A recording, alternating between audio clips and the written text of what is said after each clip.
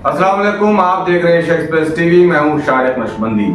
आपको पता है कि आइंदा 2 महीने में महाराष्ट्र में असेंबली चुनाव होने जा रहे हैं। नीतीश राणे की बकवास को देखते हुए लगता है कि बीजेपी ने नीतीश को खुली छूट दे रखी है और नीतीश राणे आए दिन मुसलमानों के खिलाफ जहर उगल रहे हैं। अहमदनगर के एक प्रोग्राम में नीतीश राणे ने मुसलमानों को मस्जिदों में घुसकर चुन चुन कर मारने की बात कही। इस पर नीतीश राणे का पूरे महाराष्ट्र में विरोध हो रहा है।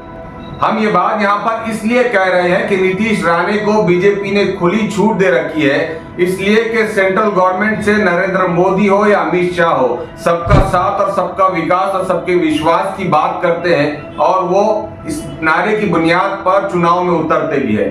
लेकिन जब नीतीश राणे की बदजुबानी की बात आती है तो महाराष्ट्र की बीजेपी से लेकर दिल्ली की बीजेपी तक हर नेता खामोश बैठा नजर आता है। राणे के इतना सब कुछ कहने के बावजूद बीजेपी और शिंदे सरकार दोनों खामोश तमाशाई बनी बैठी है।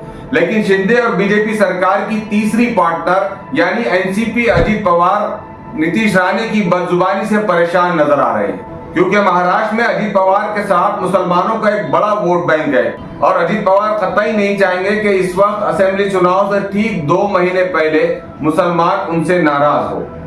नीतीश राणे की मुसलमानों के खिलाफ बकवास को देखते हुए अजित पवार ने बीजेपी आला कमान से नीतीश के खिलाफ शिकायत दर्ज करवाई। न सिर्फ शिकायत दर्ज करवाई बल्कि एक पब्लिक प्रोग्राम में चीफ मिनिस्टर एकनाथ शिंदे के सामने ये कहा कि हर पॉलिटिकल पार्टी को एक लिमिट में, एक हद के अंदर अपनी जुबान का इस्तेमाल करना चाहिए। ही महाराष्ट्रामधली पद्धत आहे, देशाची पद्धत आहे। एक गोष्ट मात्र मी मुख्यमंत्री आणि उपमुख्यमंत्र्यांच्या साक्षीने सांगेन, प्रत्येकाला आपली आपली मतं मांडण्याचा अधिकार आहे, विचार मांडण्याचा अधिकार आहे। ते घटनेचे शिल्पकार डॉक्टर बाबासाहेब आंबेडकरांनी दिला आहे।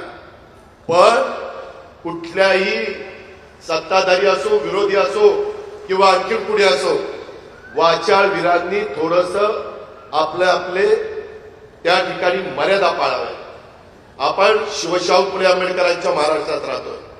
कुठेही वेडेवाकडे विधान करून मुख्यमंत्र्यांना, महायुतीच्या सरकारला, घटक पक्षांना अडचणीत आणू नये। जर कुणी एखाद दुसरं बोलून गेलं तर ते महायुतीच्या सरकारचा त्या गोष्टीला सपोर्ट आहे असं समजण्याचं कारण नाही। हे देखील मी आजच्या जाहीर सभेच्या निमित्तानं या परिसरामध्ये सांगू इच्छितो।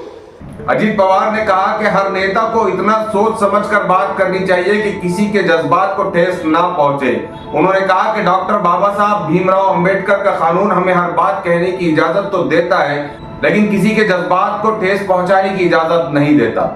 अजित पवार के बाद एमएलसी सतीश चौहान ने भी deputy chief minister Devendra Fadnavis से मुतालिबा किया कि वो नीतीश राणे के खिलाफ सख्त कार्रवाई करे।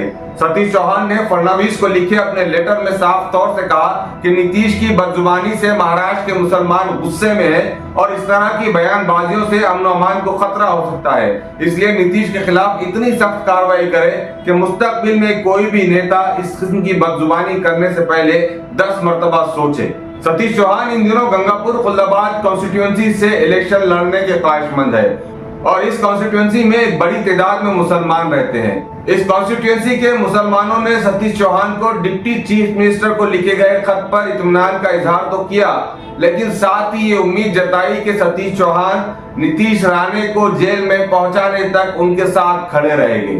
तो एक तरफ नीतीश राणे की बदजुबानी तो दूसरी तरफ बीजेपी और शिंदे सरकार की खामोशी और इसके बाद अजित पवार का बेचैन हो जाना। इससे साफ जाहिर होता है कि महायुति में मौजूद तीनों पार्टियां अपनी अपनी लाइन पर राजनीति कर रही है, जिसमें सबसे ज्यादा नुकसान अजित पवार को होने का डर है, इसलिए कि अजित पवार के साथ महाराष्ट्र में एक बड़ा वोट बैंक रहता है।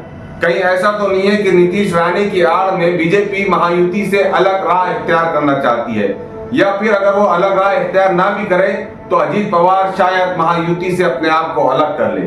ये कहना गलत नहीं होगा कि अगर मुस्तकबिल में महायुति सरकार में फूट पड़ती है तो उसके सबसे बड़े जिम्मेदार नीतीश राणे ही होंगे।